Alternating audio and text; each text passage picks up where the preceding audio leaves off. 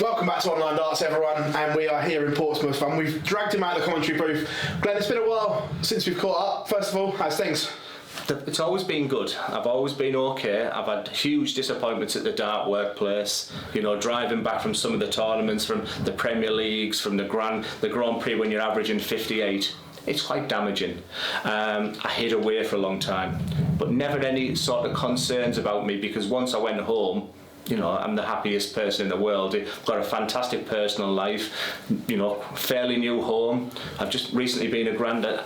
Everything's good. I think people were worrying about me more because of what's happening with the darts. But I've been working with people, and technically I know what's wrong with my game.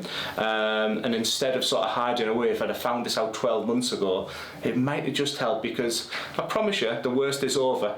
My throw is close. If I threw 3 darts for you now, you'd be like, wow, you're 60-70% there now. The problem I've got is on the Pro Tour, if you're not 100%, you'll be eaten alive. So I fully accept that probably, if I was a betting man, I'm going to lose my tour card now. But it's not the end of the road yet, and that's why I'm doing this commentary, that's why I'm doing the coaching. I'm happy again. I'm happy in the dart workplace, and that's for the first time in a long time. We'll come back to what you said there in a minute, but first of all, what was the lowest part in this journey? Is there a bit where you go, yeah, that was my lowest? Yeah, I shed a tear when Dimmy beat me, because you went back to a hotel, there was no crowds, if I remember rightly, and I remember just laid in a hotel looking at the ceiling, you know, where's it all gone wrong? But at that point, I wasn't prepared to go to the local league, you know, play with local players on just a Monday night and just get back to what I used to do that made me happy. I hid away and thought I could deal with everything myself. I remember driving to Leicester and playing Jose de Sousa, and the crowd was on last, and the crowd, I turned around and I thought, where's everyone gone? Double off, I brought Mark Selby with me to try and give me some inspiration, and averaged in the 50s, and you know, that drive back then was pretty tough.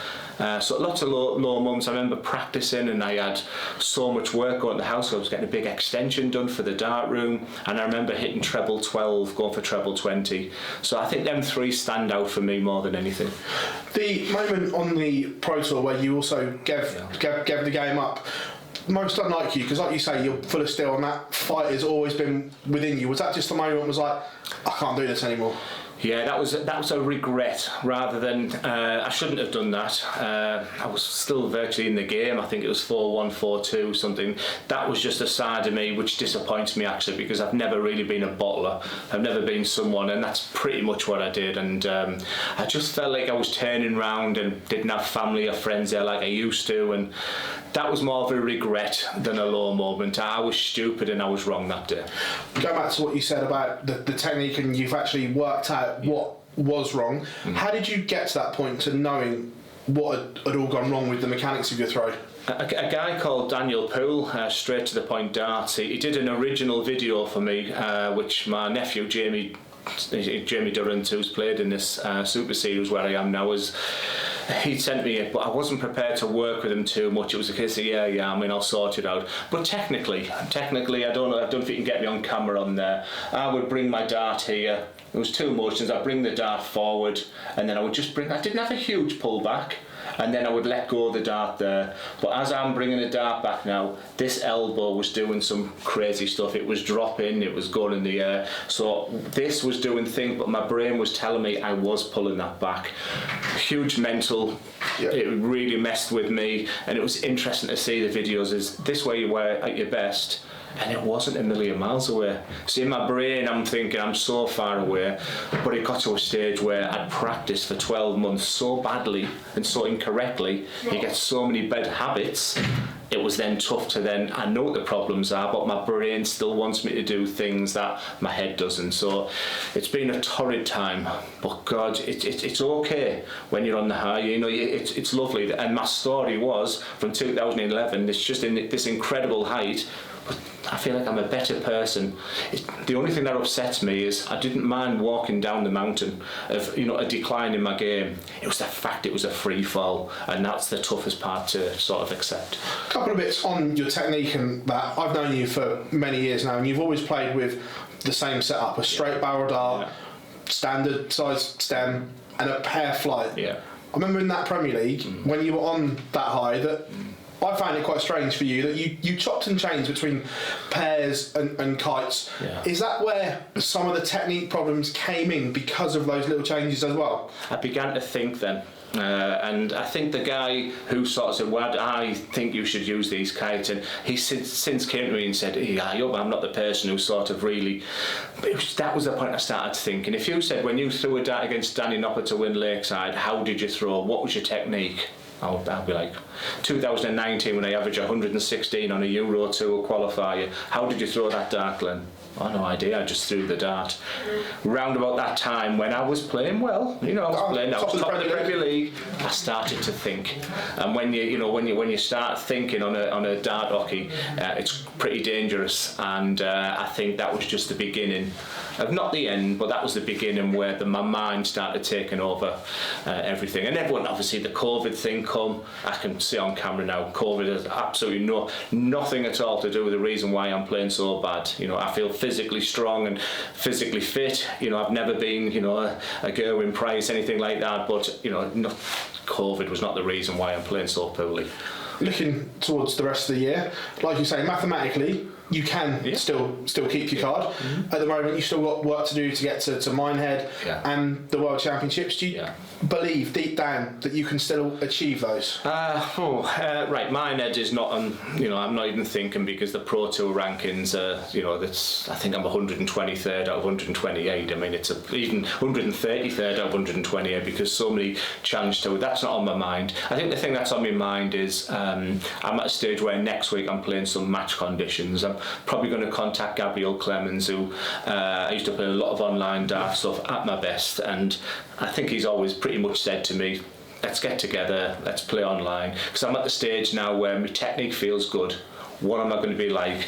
Because when I walk to an hockey at a Pro Tour, all my anxiety, all my tension, all my fear comes to the front, and it's a horrific feeling going from the practice last 3 darts to maybe go to my table at Barnsley, Wigan, etc., and then that walk to my hockey has been pretty dreadful. It's just like, here we go again, because you can only be punched in the face so many times.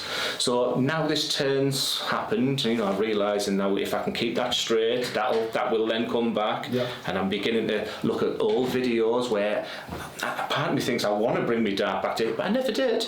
It was just a micro pullback, just to get that angle, if you can see that there. That's all I want to throw a dart, but I feel like I'm throwing a dart at that angle there, because when I get there, my brain's saying, let go now. So it's just been more of a mind over matter. If I get that technique right, get to the Ali Pali qualifiers early in November, and who knows, it would be a wonderful story. Is what's keeping me on the dartboard. It's keeping me thinking, just imagine if I could turn this round, this could be the final legacy of what's been a terrific career.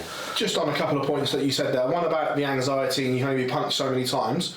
Did it ever once cross your mind to walk away from it? No, because like I said, that was a regret walking away from there. I've never gone to bed and think that's it. I think I've had this target in November 2022 Ali Pali qualifiers, and this, I do well in the exhibition circuit. I think I'm always value for money on there. There's potential. The seniors, I don't particularly, and I won't be going back to WDFs and all. I mean, I set my legacy at the Lakeside. And that's something that would never happen again. The Motor Super Series is there. The senior, there's options for me there. I've got built this unbelievable dart room now. The coaching's going stratospheric, then I'm loving that. So no, I've never, in answer to your question in a long way there, I've never thought of packing in. Worst case, you lose your card. Are you prepared, and will you go to Q School to try and win it back? No. Unless I go to lose at Ali Pali and I'm beginning at mid-90, 100 average and enjoying it again. I haven't thought once about the thought of going to Q School yet. And I need to speak with Target Darts. I need to speak to my sponsors as well. This is speak to my family as well. My family don't like to see me so unhappy. For them it's been great to see me happy again, happy driving 5 hours to Portsmouth like a kid in a sweet shop, getting some pen and paper and working out that Scott Williams as a 43.62 finishing average and loving it, using my brain again rather than sitting there watching Holmes Under the Hammer thinking, what am I going to do today? What shall I do? When shall I practice? it's been difficult, so this has sort of refreshed me again. So would I go to Q school? Something would have to happen under match conditions. I think the more bigger decision would be, am I going to go to the seniors? And I would only go to the seniors if I thought I could win it. So if I'm in the field for the seniors, I can win it. If I'm there, it's not because I'm going to lose first round to Trina Gulliver or Dieter, or because that would frighten me to play Dieter and Trina and Robert Thornton and Phil Taylor right now. I need some matches under my belt and start being, the Glen Durrant of 2019 and 20. If you never threw a competitive dart again after this season, how would you look back at your career? It's a story of it's the old school, probably the last bastion of workingmen's clubs. The guy who was feared in Middlesbrough but didn't travel, made a decision in 41 as, when you start winning North East tournaments and having a decade. I think my book would be called A Decade in Darts. In 2011 I went to the Dutch Open, lost first, second, third round, but was watching, learning what flight did I get, what train did they get, how does Martin Adams prepare, what does James Wilson do to be BDO number one, how does Waits, and I looked until about 2012 or 13 when I won the Northern Ireland Open, and then from there it was just a crest of a wave, playing for England, becoming BDO number one, a World Master, a Finder Master, World Darts Trophy, a Lakeside champion, going to the PDC, the Q School story, winning at PDC, and then obviously ultimately showing the world how good I was by winning the Premier League, which sort of justified everything what I'd done there. What I can't accept is that cataclysmic sort of decline. It was just how quickly it happened, and I'm not prepared to go and get beat off Kevin Painter and all them fantastic guys and just be an embarrassment in the seniors. I'm not prepared for that. If I'm in the seniors field next year, it's because I know I can go there and win it. Away from being Glen Durrant, the professional then, punditry, commentary and coaching still very much on the radar, and is that still what the heart wants to do and just keep involved with the sport, but something that's given you everything, give something back? 1,000,000%.